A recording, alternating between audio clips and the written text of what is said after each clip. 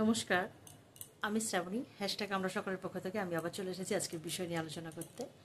আজকের বিষয় দিয়েছেন আমাদের দিদিভাই রঞ্জনা সেনগুপ্ত। খুব সুন্দর বিষয় দিয়েছেন এবং উনি মাঝে মাঝেই এই ধরনের বিষয় দেন। কখনো এমন হালকা বিষয় দেন যাতে আমরা মনটা হালকা রাখতে পারি, এবং কখনো এমন বিষয় দেন যাতে আমরা নিজেদেরকে চেক করতে পারি। তো অবশ্যই চেষ্টা করছি বলার, যতই হোক।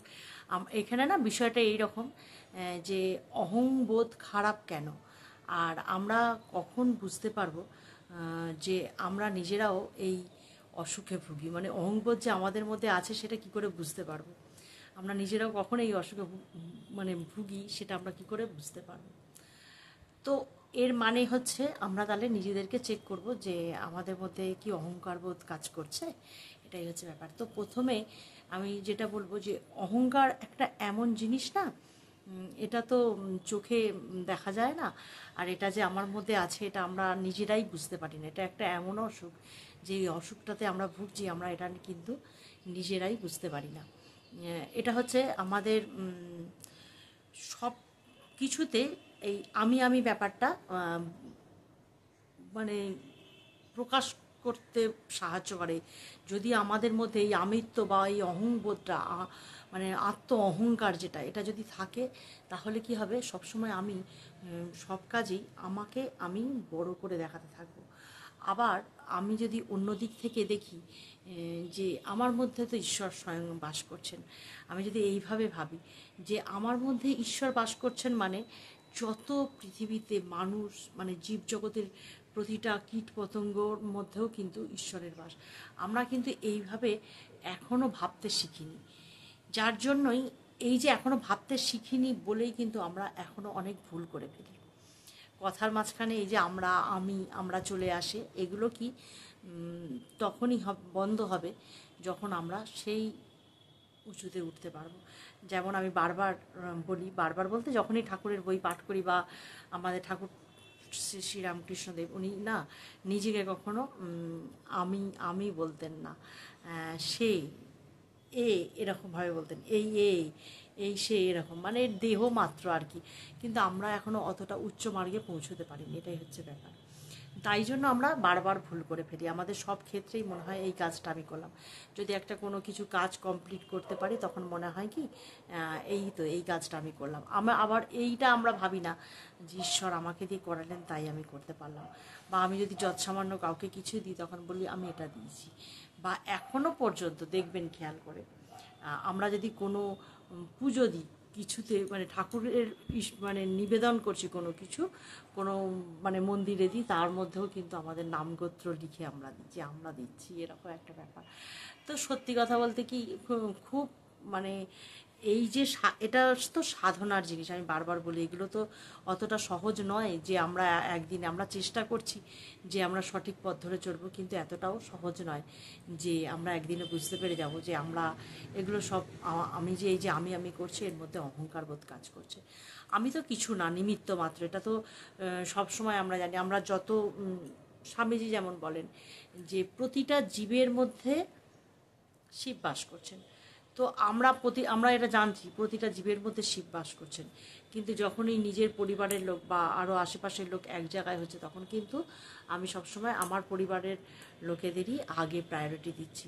বা আমি সবসময় চেষ্টা করব যে আমার পরিবারের লোকেরাই আগে পাক। আমি না এরম অনেক পুজোতে দেখি, আমি যদিও কোনোদিনও ওটা করে দিইনি, এই যে অর্ঘ্য দেয় না, ওই যে ঠাকুরের যে ঘট আছে, মেন ঘট দেখবেন বিশেষ করে দুর্গাপুজোর সময় হয় যে ঘটের মধ্যে যেগুলো থাকে সেগুলো মানে বাড়িতে রাখা আর কি ভালো, এটা জেনে সকলে কি করে যে যা নিজের নামের করে একবার প্রচুর করে দিয়ে দিল, মানে যাতে সেই অর্ঘ্যগুলো তারাই পায় আর কি, এরকম একটা ব্যাপার।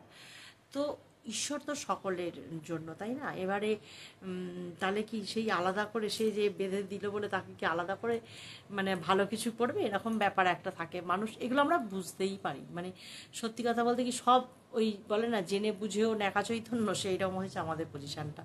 আমরা জানি যে এগুলো মহাপাপ, এগুলো আমরা পাপ করি, এগুলো আমাদের ভুল। এই যে আমি ঈশ্বর যদি আমাকে দিয়ে না কিছু করান তো আমার কোনো ক্ষমতাই নেই যে আমি কিছু করব।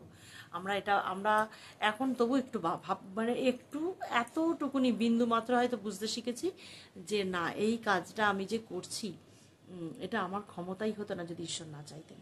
এখন বুঝি যে হ্যাঁ, ঈশ্বর চাইছেন বলে এই কাজটা আমি করতে পারছি। যাকে প্রত্যেক মানুষের মধ্যেই না ঈশ্বর ক্ষমতা দিয়ে রেখেছেন, প্রত্যেকের মধ্যে।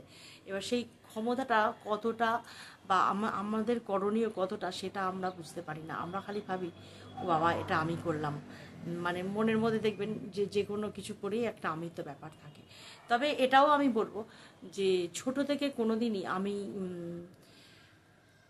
কোনো দিন কোনো মানুষকে মানে ছোট চোখে দেখিনি। মানে আমার বড়লোক গরিব লোক সকল বন্ধু আমার কাছে সমান ছিল। আমি সকলের সাথেই সমানভাবে মিশতাম, যে আমি কেউ খারাপ পড়াশোনায় বলে আমি তার পাশে বসবো না এরম। আমাকে না ওই জন্য স্কুলে সবাই ভাবতো ও বাবা, আমি হয়তো একটু দেরি করে পৌঁছেছি, আমি দেখলাম আমার জায়গাটা হয়তো মানে কেউ বসে পড়েছে, আমার কিন্তু তাতে লাস্ট বেঞ্চে যে বসে আছে সে হয়তো ভালো পড়াশোনা করে না, বা সে যাতে এরম দেখবেন এরম তো হয় যে একদম শেষে গিয়ে বসে যাতে টিচারদের চোখের সামনে না আসে, একটু আড়াল আবডাল খোঁজে, তাই তো। তো আমার কিন্তু সেই শেষ বেঞ্চটাতে বসতেও কোনো দিনও আপত্তি হয়নি, এটা তো ছোট থেকেই। আর আমি আর একটা কথা বলি, এই যে আমি এখনও আমি করে যাচ্ছি, যে মানে ছোটোবেলায় বলতাম না যে জেঠিমার বাড়িতে যে পাঠ হতো, আমারও কিন্তু ওই ছোটোবেলা থেকেই ওই পাঠ শুনতে ভালো লাগতো। আমি কিন্তু খেলা ফেলেও ওই পাঠ শুনতাম। হ্যাঁ, মানে মানে এই সমস্ত গীতা পাঠ এরকম আর কি, রাম ঠাকুরের পাঠ হতো, প্রায় ঘন্টা দেড়েক দুয়েক পাঠ হতো, সেটা মানে ব্যাখ্যা করে করে বোঝানো হতো, তো আমি শুনতাম। তখন থেকেই আমি এটুকু জানতাম যে মানে ঈশ্বর কখনো দুই দুই করে দেয়নি। যে যে কীট পতঙ্গ হয়ে জন্মেছে না, সে কিন্তু সেই জন্মটা নিয়েই খুশি। এই হচ্ছে ব্যাপার। সেও কিন্তু মরতে চায় না, তাকেও যখন মারতে যাওয়া হয় সে কিন্তু সেই জন্মটা নিয়েই খুশি, সেও দেখবে পালিয়ে যায়। বা পাখি পক্ষী যাই হোক না কেন, তারা কিন্তু সেই জন্মটা নিয়েই খুশি। তারা তো যখন জন্মেছে সেই জন্মটা নিয়েই তারা খুশি, কাজেই তারা কেউ কিন্তু মরতে চায় না। তো আমরা এগুলো এত না গভীরে গেলে মানে গভীরে মানে অনেকটা তাহলে গভীরে যেতে হবে।